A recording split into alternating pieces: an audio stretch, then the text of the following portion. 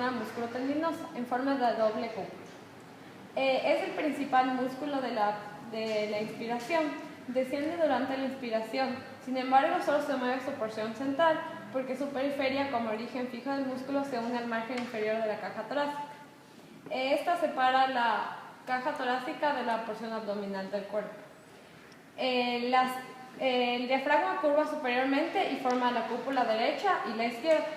La cúpula derecha es más alta que la izquierda debido a la presencia del hígado. Durante la expiración, la cúpula derecha se eleva hasta la quinta costilla y la cúpula izquierda asciende hasta el quinto espacio intercostal.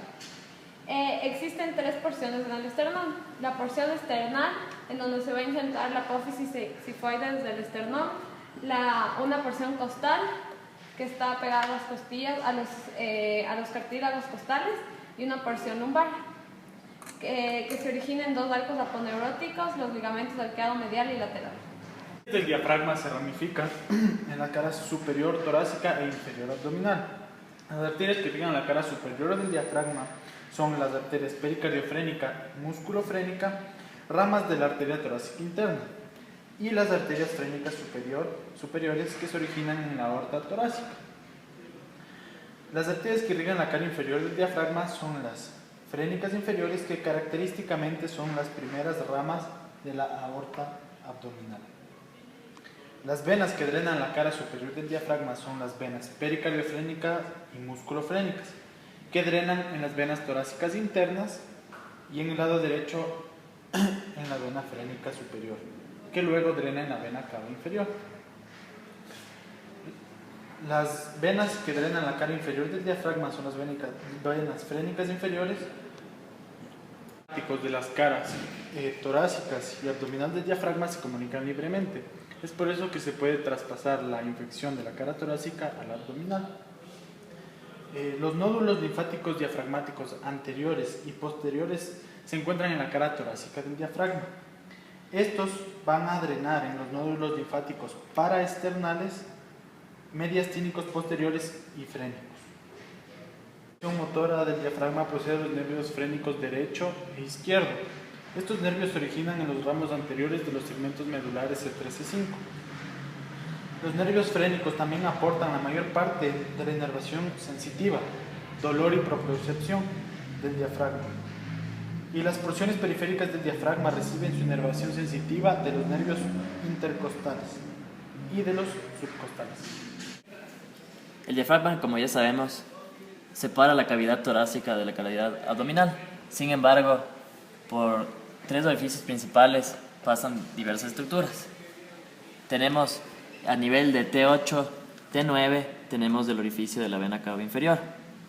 Por este orificio pasa la vena cava inferior, ramas terminales del nervio frénico derecho, vasos linfáticos, básicamente. De ahí tenemos el hiato esofágico, que está más o menos a nivel de T10, lo podemos observar aquí. Por este hiato va a pasar el esófago, troncos vagales anterior y posterior, ramas esofágicas de los vasos gástricos izquierdos y vasos linfáticos. Por último tenemos el hiato aórtico. El hiato aórtico, que aquí no se lo puede apreciar, pero está a nivel de T12. Este en vez de perforar el diafragma, solo es como que una abertura que va a dejar pasar a la aorta. Además va a dejar pasar a la vena ácigos y al conducto torácico. Por último tenemos también otros orificios que no son de tanta importancia, son más pequeños. Tenemos un pequeño orificio que en el triángulo esternocostal, que estaría más o menos aquí. Este de aquí va a pasar vasos linfáticos de la cara diafragmática y vasos epigástricos superiores. De ahí también tenemos que los vasos simpáticos, los troncos simpáticos van a pasar por los ligamentos arqueados. De ahí tenemos dos orificios pequeños a los lados del pilar del diafragma. Los pilares están más o menos aquí, posterior a lo que sería el páncreas. Y a través de estos van a pasar el nervio esplácnico mayor y el nervio esplácnico menor. Los movimientos del diafragma se van a dar en su zona central, en la parte tendinosa, debido a que las partes periféricas van a estar adosadas a la parrilla costal y al esternón. Entonces, el diafragma lo que va a ayudar son en los movimientos inspiratorios, en donde va a descender sus cúpulas, pasan a tener una forma convexa en vez de cóncava, y en los movimientos de expiración, en donde se van a elevar sus cúpulas para ayudar en la expiración. En la expiración, las cúpulas del diafragma se van a elevar en su lado derecho hasta la quinta costilla, y en su lado izquierdo se va a elevar hasta el quinto espacio intercostal. Fascia de la pared posterior del abdomen. La pared posterior del abdomen está cubierta por una capa continua de fascia endoabdominal, situada entre el peritoneo parietal y los músculos. Esta se continúa con la fascia transversal que recubre al músculo transversal del abdomen. La fascia del psoas recubre al músculo psoas mayor y se fija medialmente en las vértebras y en la línea terminal. La fascia del psoas es gruesa superiormente, lo cual va a formar el ligamento arqueado medial que se fusiona lateralmente con la fascia del cuadrado lumbar. Inferior a la cresta ilíaca se va a continuar con la fascia ilíaca que recubre al músculo ilíaco. La fascia tóraco-lumbar es más compleja y consta de 3 láminas, una anterior, una media y una posterior. Las láminas posterior y media de esta fascia envuelven a los músculos profundos verticales del dorso, el erector de la columna. La porción lumbar de esta lámina se extiende entre la 12ª costilla y la cresta ilíaca y se une lateralmente a los músculos oblicuo interno y al transversal del abdomen. La lámina anterior o la fascia de esta fascia se recubre al músculo cuadrado lumbar y se une a las caras anteriores de las apófisis transversas de las vértebras, a la cresta ilíaca, la 12ª costilla, y se continúa lateralmente con el origen aponeurótico del músculo transverso del abdomen. La pared posterior del abdomen puede recibir inervación somática y autónoma. En cuanto a la inervación somática, tenemos los nervios subcostales, que son ramos anteriores de T2.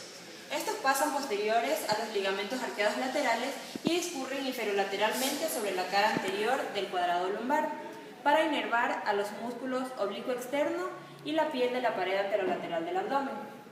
Los nervios espinales lumbares van a pasar desde la médula a través de los agujeros intervertebrales y a este nivel van a dar 2 ramos anteriores y posteriores, cada uno de los cuales van a contener fibras sensitivas y motoras.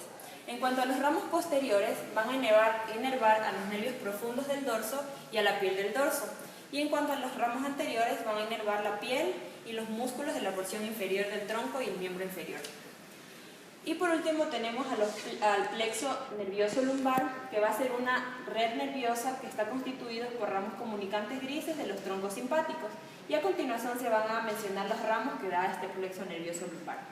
En primer lugar tenemos al nervio obturador, que va a derivar de los nervios de los segmentos lumbares L2 a L4 y emerge del borde medial del psoas mayor para inervar a los músculos aductores.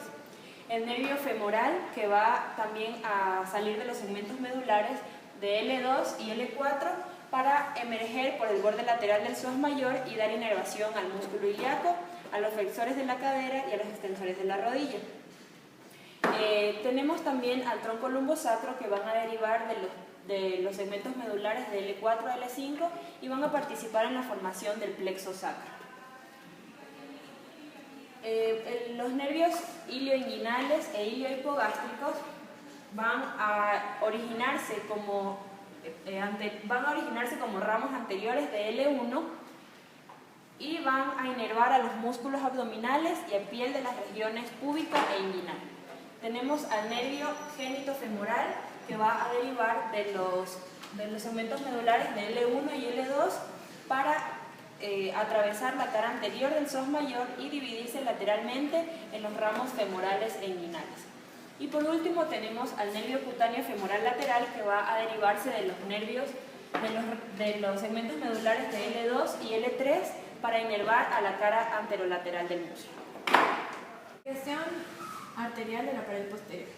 La mayoría de las arterias que irrigan la pared posterior se originan en la aorta abdominal, a excepción de la arteria subcostal, que se origina en la aorta torácica y se ubica justo inferior a la dorsal costilla.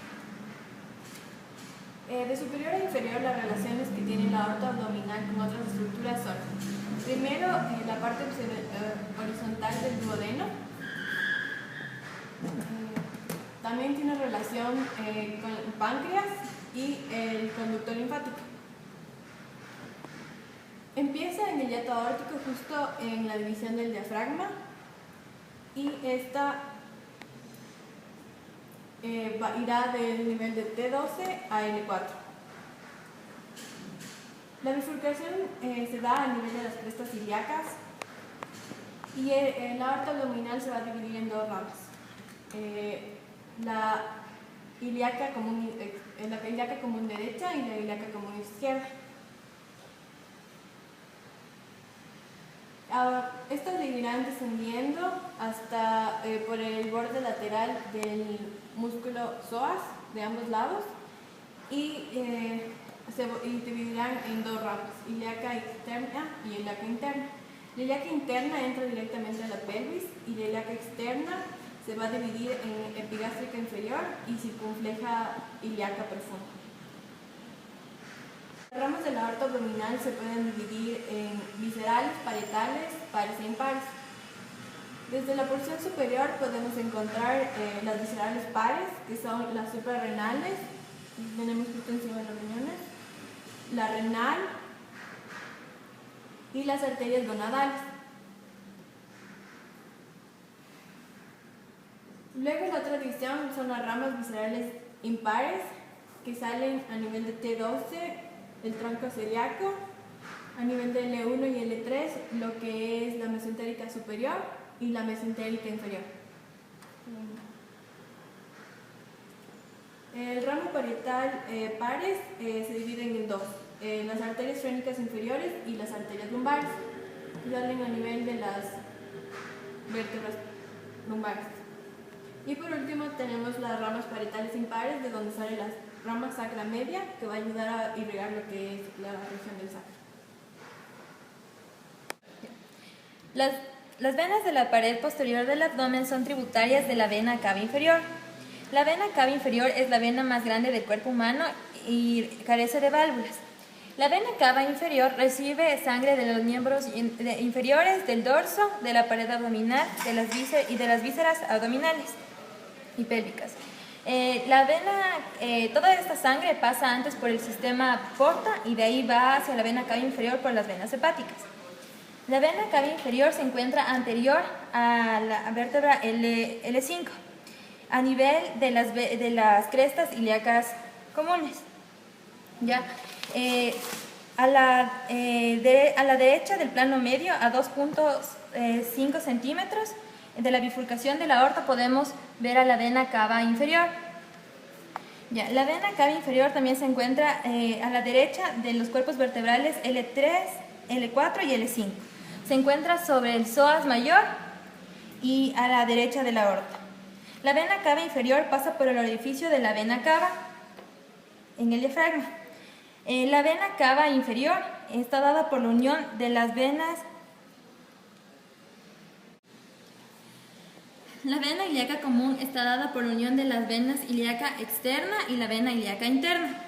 Las tributarias de la vena cava inferior son las venas lumbares, las venas testiculares u ováricas derecha, las venas renales derecha e izquierda, las venas lumbares ascendentes, las venas suprarrenales derechas, las venas frénicas inferiores y las venas hepáticas. Nódulos linfáticos de la pared posterior del abdomen. Los nódulos linfáticos de la pared posterior del abdomen pasan junto con la aorta y la vena cava inferior. Los nódulos linfáticos ilíacos comunes están formados por la unión de los nódulos linfáticos externos y nódulos linfáticos ilíacos internos. Ya, estos nódulos linfáticos ilíacos comunes van a desembocar a los nódulos linfáticos lumbares. Los nódulos linfáticos lumbares reciben linfa de la pared posterior del abdomen, de los riñones, de los uréteres, de los testículos, de los ovarios y también del útero. Los nódulos linfáticos lumbares también reciben linfa del colon descendente, de la pelvis y de los miembros inferiores a través de los nódulos linfáticos mesentéricos inferiores y los nódulos linfáticos lumbares comunes.